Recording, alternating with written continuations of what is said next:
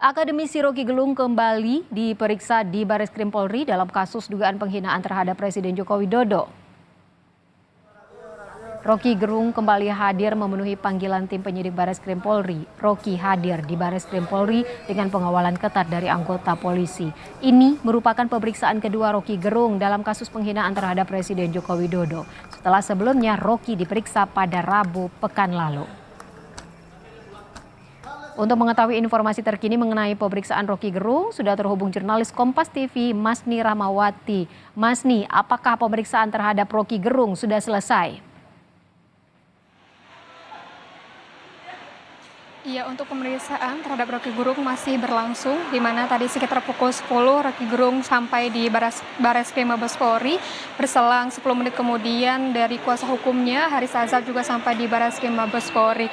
Dan juga tadi saat memasuki gedung Bareskrim itu terlihat dari Haris Azhar membawa kardus yang disebutkan itu berisikan bukti-bukti yang akan diberikan kepada penyidik dalam pemeriksaan Roky Gerung hari ini, di mana untuk hari ini pemeriksaan itu dilakukan karena sebelumnya pada pekan lalu itu sudah dilakukannya pemeriksaan, namun belum semua pertanyaan yang dijawab oleh Roky Gerung, maka hari ini dilakukannya pemeriksaan tambahan dan juga ada sekitar 50 pertanyaan yang akan ditanyakan kepada Roky Gerung.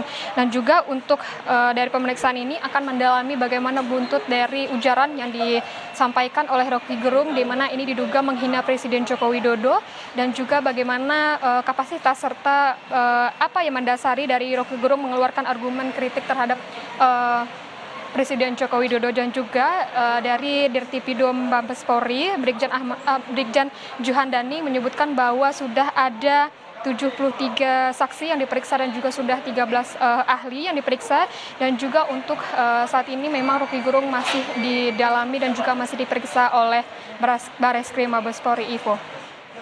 Baik, terima kasih informasi Anda, Masni Rahmawati, jurnalis Kompas TV. Selamat bertugas kembali.